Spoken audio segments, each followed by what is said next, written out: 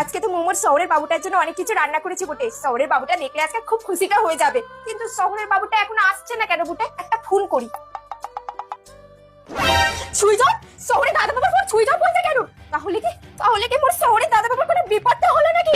না না না না, এটা হতে পারে না। না না না, এটা কি সত্যি হতে পারে না। ঠাকুর, তুমি মুখে এটা কি সংকেতটা দিচ্ছ?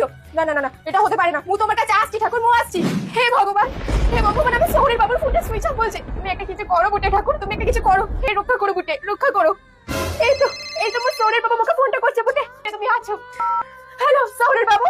রিয়েল লাইফে যা হয় কখন দিয়ে রান্না বান্না করে বসে রয়েছি বাড়িতে, 11টা বেজে গেল, এখনো আসার কোনো নাম নেই। একটা ফোন করি ওকে। কি আজকে ফোনটাকে সুইচ অফ করে দিয়েছে? প্রতিদিন আমার হাতে রান্না খাবে না বলে ইচ্ছা করে ফোনটাকে সুইচ অফ করে দেওয়া না, যাতে আমার হাতে রান্না খেতে না হয়। আমি প্রতিদিন ঘুমিয়ে পড়বো, তারপর চুপি চুপি বাড়িতে ঢোকো আর বাইরে থেকে খাবার খেয়ে আসো। আজকে ও বাড়িতে আসুক একবার, তারপর ওর মজা আমি দেখাচ্ছি। গাইস প্লিজ সাবস্ক্রাইব করে আমার ইচ্ছেটা পূরণ করে দাও, প্লিজ প্লিজ প্লিজ।